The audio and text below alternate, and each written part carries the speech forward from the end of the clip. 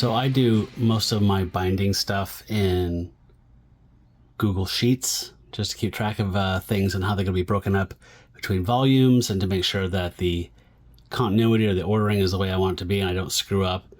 So I started building one that is called the Werewolf by Night. Oh, that's the original Werewolf by Night. After WBN series. So we'll have a look at this. So this is a bind that I started planning somewhere during season 1 when we were doing the original Werewolf by Night issues. And as you can see, so I have these broken up. Column A and B are chronological appearances of Jack Russell, Werewolf by Night, after his book got canceled. A is the issue, B is whether or not I have it. And then I broke these up along this line here to indicate that about 24 is the maximum that you'd want to have in a bind. So ideally, 12 to 15 is probably some people's perfect one. But the way that that Hushin binds sews their spines together now, you can actually get away with the bigger runs, and it's not you don't lose as much near the spine. That I'll show you those. Some of the older binds, they don't spread open as well on a table, but the newer ones do, so you can get away with that. However, they do charge you extra if it's more than, I think, 2 inches width.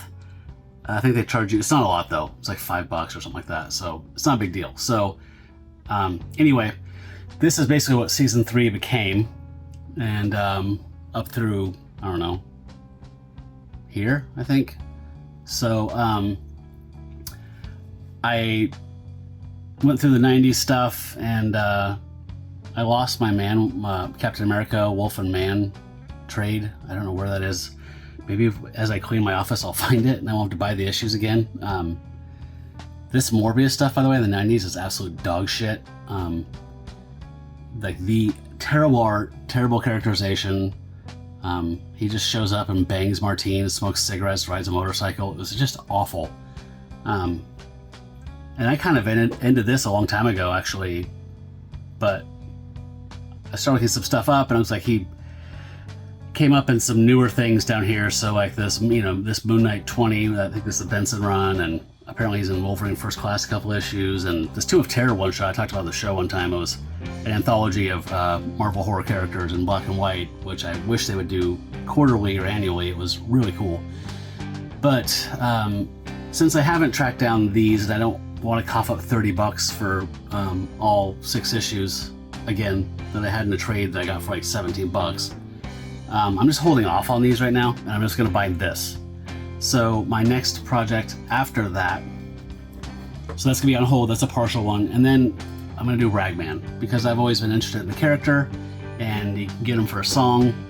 So, I'm really into color coding all these. Ask Jacob. I get really obsessively weird about tables and sheets. So this character was introduced in the 70s. He had a very short run, 5 issues. And then in like 1990 or 91, he had an 8-issue run after some post-Crisis on Infinite Earths changes that happened. Then he had another short run like 2 years later, like in 93.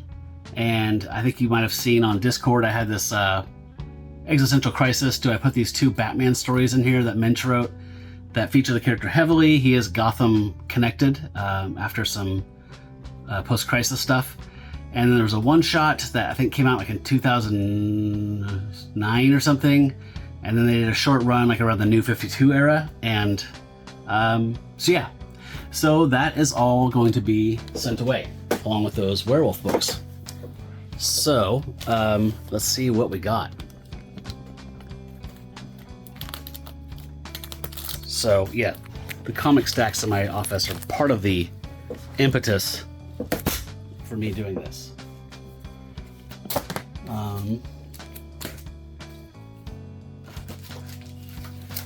And I believe I got, okay, so that's the werewolf stuff. So we got, I think I've got these sorted in order. When you do send off something to be bound, you have to take it out of the bags, get rid of the backing. I'm not sure if Hushin does this, but in the old days, you used to be able to pull out ads if you weren't into ads, in particular like in like 90s runs and 2000s runs. I didn't want a bunch of stupid ads in there. So yeah, this is all the stuff. So I'm gonna have to pull these out of their backs and boards, triple, quadruple, quintuple check that they're in the right order, because if they're not, they're gonna come back in the wrong order. And let's see what else. So yeah, and then I have the Ragman bind, which is also stacking up over here. So got all these, which we'll go through in a minute. This is that issue that I found at a local comic shop, and then I decided to hell with it. I'm gonna get that missing issue. So I sent away to mycomicsshop.com and got the missing one. So now I can do this bind. And then, because I have no self-control, I started doing a Thongor thing. So his issues and Creatures on the Loose I picked up for $3 to $4 each. I'm gonna have a nice slim bind of a cool barbarian character. So the other half, I figured we'll have to order something from my comic shop. I might as well pick up the holes in the run. So now I have those.